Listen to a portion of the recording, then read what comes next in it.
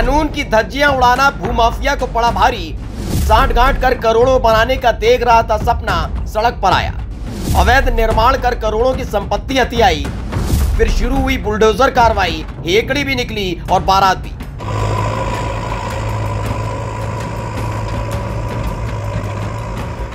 किसी के लिए लखपति, करोड़पति या अरबपति बनना मुश्किल नहीं है। बस काम इतना भर होता है कि कैसे भी करके सरकारी महकमे को जेब में रखो।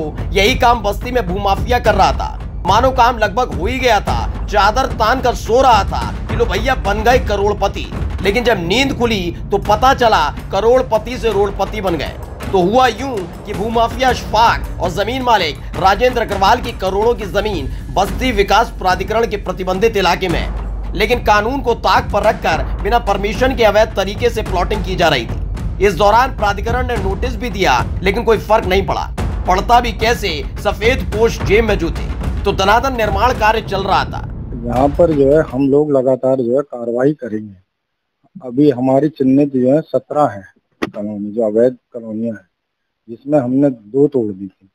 फिर जो है राजेंद्र अग्रवाल ने बाउंड्री वॉल के नाम पर दोबारा जो है होली की छुट्टियों में इन्होंने जो है बाउंड्री वॉल कर दी और प्लॉटिंग करनी चालू कर दी, जिसे हमने 19 तारीख में तोड़ दिया।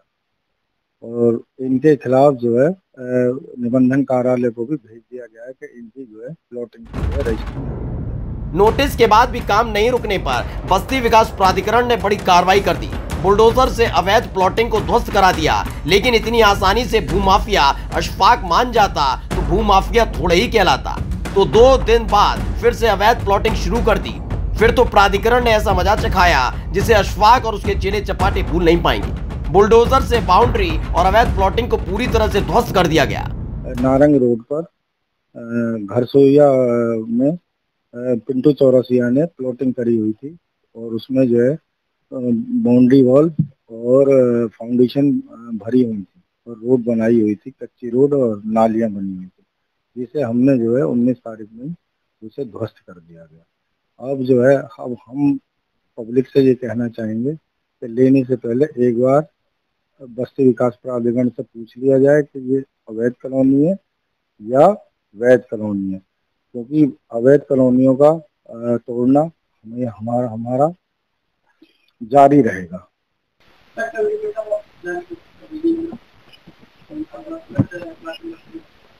नहीं हो पाएगी। अगर होगी तो आप लोग हमें बताइए कहाँ हो रही है, उस पर हम कार्रवाई करके और उस पर जो है उचित कार्रवाई करें। दरअसल जिस इलाके में भूमाफिया अशफाक प्लॉटिंग कर रहा था वो बाढ़ ग्रस्त इलाका है।